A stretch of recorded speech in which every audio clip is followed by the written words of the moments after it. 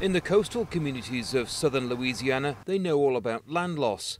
Like it's big chunks of marsh, it comes apart after a hurricane or something. For decades, rising ocean levels, storms and oil exploration have led to the kind of coastal erosion that threatens industries and a way of life. They've polluted the marshes with oil and salt water. But it's from the air when the sheer scale of land loss hits home.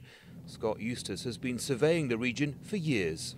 When you look down and you see all the damage and the land loss and the saltwater intrusion, what do you see? I see a loss of culture, I see a economic burden that's been placed on our fisheries economy. I see the loss of home. The battle to restore at least some of this precious coast has already begun. This work is part of an aggressive 50-year plan that aims to build, sustain and protect Louisiana's coast. But it's a daunting task. Since 1930, Louisiana's lost a staggering amount of land, close to 5,000 square kilometres. And as the ocean levels continue to rise and the salt water continues to intrude, it's threatening the livelihoods of millions of people. But restoration projects like this one are now offering hope. This is part of Louisiana's $50 billion master plan, something that's being watched closely around the world.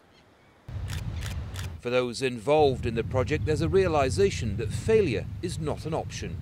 The master plan and getting it done is really life and death to coastal Louisiana. Whether we can continue to live here and work here and raise our families here and provide the nation with all the oil and gas and the energy that we have. It took more than $200 million to rebuild the Caminada headland, but this new beach and its dunes now offer protection to one of the state's most important oil ports and fishing communities.